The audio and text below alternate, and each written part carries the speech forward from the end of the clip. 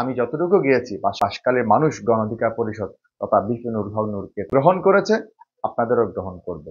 ফেব্রুয়ারিতে নির্বাচন হলে আমাদের দল সম্পূর্ণভাবে প্রস্তুত। সুপ্রিয় দর্শক, দেখো বাসকালীতে আপনাদের স্বাগত জানাচ্ছি। আমি আরিফুল ইসলাম করিম। দর্শক, আমাদের দেখো বাসকালীর রাজনৈতিক সংলাপ পর্বে আমরা বাসকালীর যেসব বিভিন্ন স্ব রাজনৈতিক দলের প্রতিনিধিত্ব করছে তাদেরকে আমরা তুলে ধরে থাকি। তাদের বিভিন্ন কার্যক্রম এবং বিভিন্ন স্বপ্ন এবং বিভিন্ন তাদের আশা আকাঙ্ক্ষা। তারা ধারাবাহিকতায় আজকে আমরা আসছি গণ অধিকার পরিষদ চট্টগ্রাম দক্ষিণ জেলার সদস্য সচিব অ্যাডভোকেট আরিফুল হক সাহেবের কাছে। প্রথমে আপনাকে দেখো বাসকালীতে স্বাগত জানাচ্ছি। কেমন আছেন? আলহামদুলিল্লাহ, ভালো আছি। আপনাকেও স্বাগতম এবং ধন্যবাদ জানাচ্ছি। দেশে বিদ্যমান অনেক রাজনৈতিক দল আছে, আপনি কেন গণ অধিকার পরিষদের রাজনৈতিক দল সম্পৃক্ত হয়েছেন? ধন্যবাদ। সুন্দর একটা যোগ্য উপযোগী প্রশ্ন। আপনারা 1971 সালে মহান মুক্তিযুদ্ধের পর থেকে 24-এর গণ অভ্যুত্থান পর্যন্ত আপনারা অনেকগুলো দলকে ক্ষমতায় দেখেছেন। তাদের কার্যক্রমও তরুণ সমাজ দেখেছে। আপনারা বাংলাদেশের প্রচলিত সবগুলো রাজনৈতিক দলকে ভালো খারাপ দেখেছেন এবং জনরোষে পড়তে দেখেছেন। কিন্তু গণ অধিকার পরিষদ এমন একটি দল যেটা 18 সালের কোটা সংস্কার আন্দোলনের মাধ্যমে গড়ে উঠেছে। অর্থাৎ তরুণদের গণমানুষের অধিকার আদায় করতে গিয়ে লড়তে গিয়ে রাজপথ থেকে গড়ে ওঠা একটি দল হলো গণ অধিকার পরিষদ।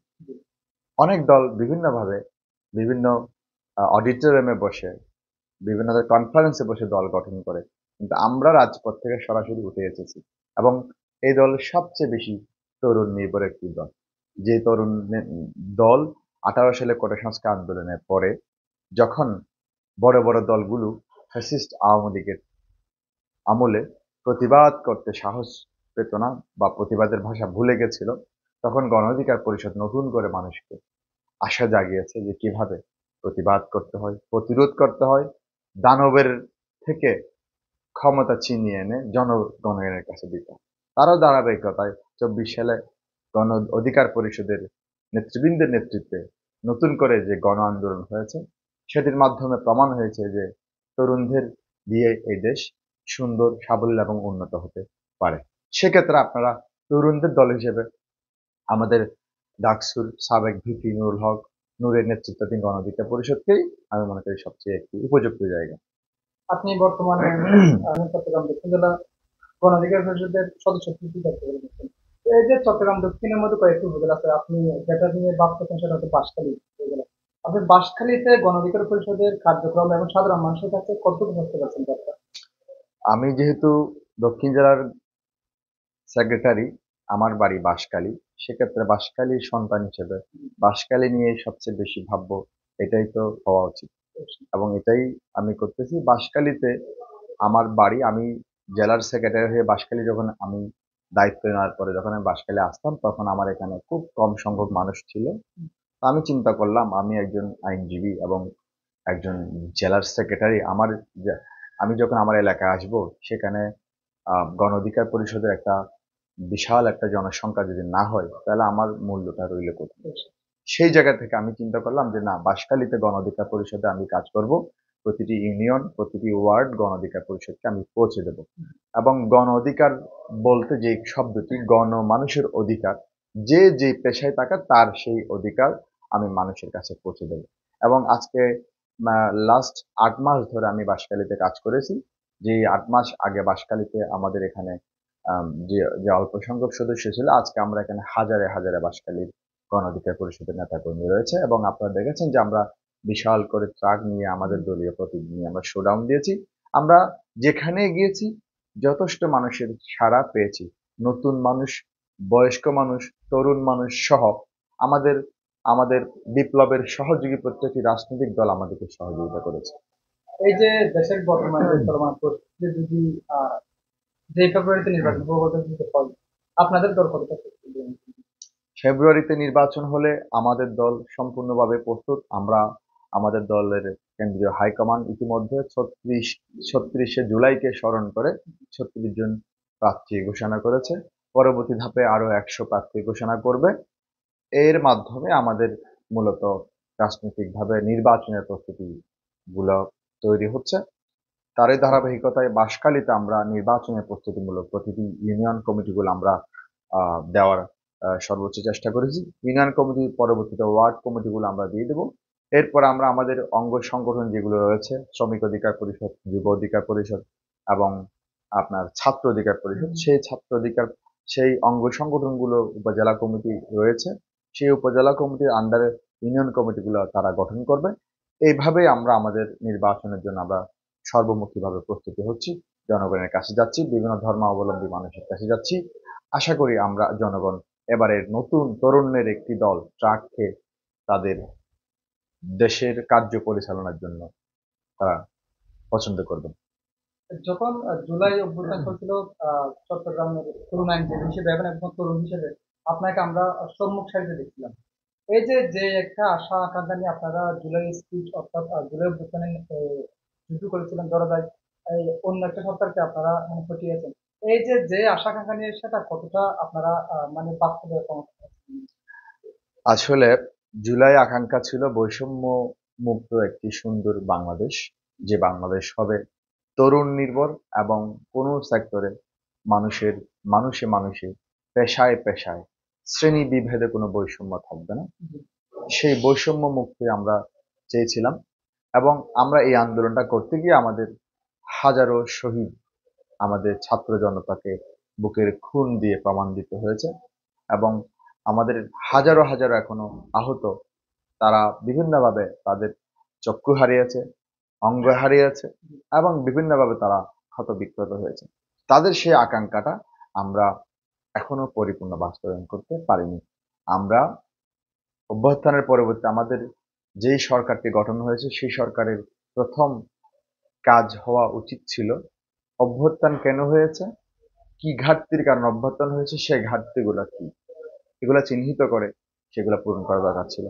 চারিদিকে দেশে দুর্নীতি দুর্নীতি এমন একটা পর্যায়ে চলে গেছে যে বাংলাদেশের সরকারের এমন কোনো সেবা নেই যেটা টাকার বিনিময়ে মানুষ টাকা ছাড়া মানুষ পায়। সেই জায়গাতে সরকার কতটুকু সচেষ্ট হয়েছে আমরা দেখেছিলাম। 2006 থেকে 8 সাল পর্যন্ত ফখরুদ্দিন মঈনুদ্দিন সরকার, তাদেরকে আমরা সেনা শাসন বললেও তাদের যে তীব্রতা দেশের আইন শৃঙ্খলার প্রতি, সেটা এই সরকার থেকে আমরা দেখতে পাই না। সেই হিসেবে বলতে গেলে আমরা বলতে পারি, এখনো পর্যন্ত বলতে পারি, ইন্টারিয়াম সরকার আমাদের সেই চাহিদা, তরুণের সেই চাহিদা বুঝে তাদের সেই যে আকাঙ্ক্ষা সেটা পূরণ করতে ব্যর্থ হয়েছে। আপনি বাসখালীকে নিয়ে আপনার আগামী স্বপ্ন? যেহেতু আমার বাঁশখালী আমার বাড়ি, বাঁশখালী আমার জন্ম, এখানে আমার বেড়ে ওঠা, আমি বাঁশখালীতে আমার পড়াশোনা, বাঁশখালীতে বড় হয়ে আমি দেখেছি শহরে যখন যেতাম আমরা ফেরি করে যেতাম। এই ফেরি করে বাঁশখালী থেকে শহরে যেতে আমার 5 থেকে 6 ঘন্টা সময় লাগতো। অথচ এটার আমাদের বাঁশখালী থেকে শহরের দূরত্ব ছিল 45 কিলোমিটার, যেটা যদি কেউ 100 স্পিডে গাড়ি চালায় সেক্ষেত্রে এটা লাগার কথা সর্বোচ্চ 30 মিনিট। তো সেই জায়গায় আমরা 6 ঘন্টা পার করে একসময় যেতাম। তাহলে আমি দেখেছি বাঁশখালীর একটি রোড, বাঁশখালীতে সবই মিলে প্রায় 5 থেকে 6 লাখ জনসংখ্যা, যেই রুটটা দিয়ে চকরিয়া, পেকুয়া, মহেশখালী, কুতুবদিয়া সহ বৃহত্তম কক্সবাজারের যোগাযোগ হলো এই বাঁশখালী রোড দিয়ে এবং সাতকানিয়া সহ। তাহলে সেই বাঁশখালী রোড যেখানে প্রতি মিনিটে 10 থেকে 20 যাত্রী গাড়ি চলে, সেই রোডটা এখনো পড়ে রয়েছে অবহেলায়। ইতিপূর্বে অনেক এমপিরা, অনেক মন্ত্রী বাঁশখালী থেকে ছিল, আমি তারা হয়তো চেষ্টা করেছেন, কিন্তু আমি মনে করি তারা তাদের জায়গায় সম্পূর্ণ ব্যর্থ হয়েছে। বাঁশখালীতে একটি বৃহৎ সমুদ্র সৈকত রয়েছে, কক্সবাজারের পরেই যার দৈর্ঘ্য হিসেবে বড়, কিন্তু সেই সমুদ্র সৈকত রাষ্ট্রীয়ভাবে স্বীকৃতি পাওয়ার কথা, যেখানে রাষ্ট্রীয়ভাবে ট্যুরিজম হওয়ার কথা ছিল, টুরিস্ট পুলিশ থাকার কথা ছিল, বিভিন্ন ধরনের হোটেল মোটেল তৈরি হওয়ার কথা ছিল, সেই জায়গায় আমরা কতটুকু পেরেছি, আমাদের আমাদের পূর্বসূরি নেতৃবৃন্দ কতটুকু পেরেছে। বাঁশখালীতে ইকো পার্ক রয়েছে, যেটা এখনো জাতীয় একটি সম্পদ বলা যায়, কিন্তু যাওয়ার কোনো রাস্তা সেখানে নেই।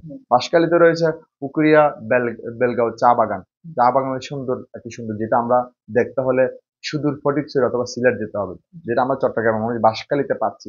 সেই পুকুরিয়া চা বাগানে যাওয়ার রোডটা ঠিক আছে কিন্তু সেই জায়গায় বাঁশখালীতে আমরা বৃহৎ একটা শ্রেণী বাঁশখালীর মানুষ জেলে সম্প্রদায়, যারা সাগরে মাছ ধরে, তো তাদের কিছুদিন পর পরে শোনা যায় বাঁশখালীতে বোট ডুবে 4 জন জেলে 5 জন জেলে নিখোঁজ। তো তাদের সেই পরিবারকে আমরা দায়িত্ব নেওয়ার জন্য আমরা যতটুকু পেরেছি তাদেরকে নিরাপত্তা দেওয়ার জন্য সবই মিলাই এই জিনিসগুলো যখন আমার মাথায় কাজ করে, তখন আমার মনে হয় না বাঁশখালী নিয়ে যথাযথভাবে কেউ সময় দেয়নি। এবং আমাদের তরুণ সমাজকে ভাবতে হবে এই বাঁশখালীকে কিভাবে উন্নয়ন করা যায়। আমাদের দেখো বাসকালীর অনেক শুভাকাঙ্ক্ষী শুভানুধ্যায়ী অনেক দর্শক আছে আপনাদের, বিশেষ করে গণঅধিকার পরিষদে। এখন আমাদের সর্বস্তরের তো আমাদের জনসাধারণ আছে শুভাকাঙ্ক্ষী আছে। তো আপনার বিশেষ করে আপনার দল গণঅধিকার পরিষদ এবং আপনাদের যে ট্রাক সেই হিসেবে ওদের উদ্দেশ্যে কি বলা আছে সর্বশেষ? দেখো বাঁশখালীর মাধ্যমে আজকে আমি বাঁশখালী বাসীকে জানাতে চাই এবং গণ অধিকার পরিষদের সর্বস্তরের নেতৃবৃন্দকে জানাতে চাই, দেখো বাঁশখালী নিয়ে কাজ করে যাচ্ছে। দেখো বাঁশখালীর আমি অনেকগুলো ইপিচিট আমি দেখেছি, দেখার পরে আমি তাদেরকে বলেছি যে আপনারা খুব ভালো কাজ করতেছেন, আপনাদের জন্য বেস্ট উইশেস। পরবর্তীতে তারা তাদের সেই চিন্তা ভাবনা থেকেই আমার সাথে এসছেন যে আপনার চিন্তা ভাবনাগুলো আমরা জাতির কাছে পৌঁছাতে চাই।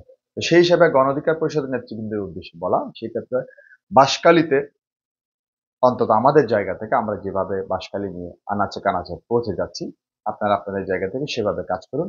মানুষের সাথে সৌহার্দ্যপূর্ণ সম্পর্ক বজায় রাখুন, প্রত্যেকটি রাজনৈতিক দলের সাথে সৌহার্দ্যপূর্ণ সম্পর্ক বজায় রাখুন। মানুষের কাছে গণ অধিকার কি, বিশ্ব নুরুল হক নূর কি, আমাদের চাওয়া কি, কেন আমাদের চাওয়া অন্যদের থেকে ব্যতিক্রম, কেন অন্যান্য দল থেকে গণ অধিকার পরিষদকে বেছে নিবেন, সেই কার্যক্রম নিয়ে আপনারা সকলের কাছে যান। ইনশাল্লাহ আমি যতটুকু গিয়েছি বাঁশখালীর মানুষ গণ অধিকার পরিষদ তথা বিশ্ব নুরুল হক নূরকে তথা আরিফুল হক তায়েফকে গ্রহণ করেছে, আপনাদেরও গ্রহণ করবে। আপনার গুরুত্বপূর্ণ সময়ের মধ্যে আমাদেরকে সময় দেওয়ার জন্য আপনাকে অসংখ্য ধন্যবাদ। দেখো বাঁশখালী, আপনাকেও অসংখ্য ধন্যবাদ। বাঁশখালীর মেথোপটে আপনারা কাজ চালিয়ে যাবেন। বাঁশখালীকে অগ্রগতি করার ক্ষেত্রে আপনাদের অবদান অনস্বীকার্য। আপনাদের জন্য শুভকামনা। আসসালামু আলাইকুম। আসসালামু আলাইকুম।